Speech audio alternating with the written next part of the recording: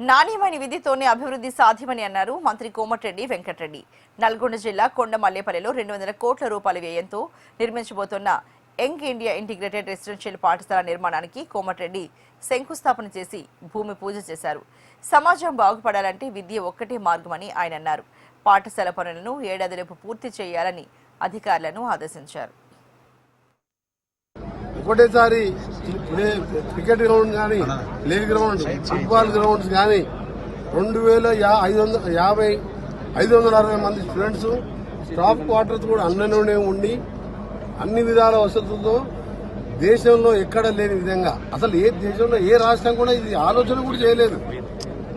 మేము మా ముఖ్యమంత్రిగా విద్యాశాఖ మంత్రిగా మనము చదివిస్తే ఆ అబ్బాయి ఆ కుటుంబంతో పాటు ఆ గ్రామంతో పాటు అభివృద్ధిలో ఉంటుంది. చదువుతోనే అభివృద్ధి సాధ్యమని అంబేద్కర్ రాజ్యాంగంలో రాసిండు.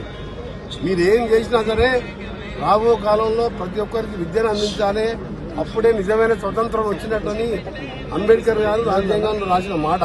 దాన్ని ఇవాళ నిజం చేస్తూ మా ముఖ్యమంత్రి గారు ఇవాళ మేమందరం కూడా కట్టుబడి పనిచేస్తున్నాం.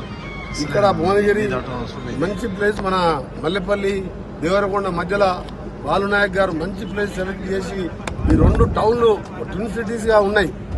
ఈ ఫ్యూచర్ లో 2 కలిసే విధంగా మంచి స్థలం ఎంపికల్లో కొద్దిగా ఆలస్యమైన ఈరోజు పనులు కూడా మొదలైనట్టు లెక్క. ఈరోజు సాయంత్రంకి వెళ్ళి పనులు మొదలైతే 15 నెలల్లో పూర్తి చేస్తాం. కస్తూర్బాకు కూడా కాంపౌండ్ వాళ్ళకు 80 లక్షలు శాంక్షన్ చేసుకుంటూ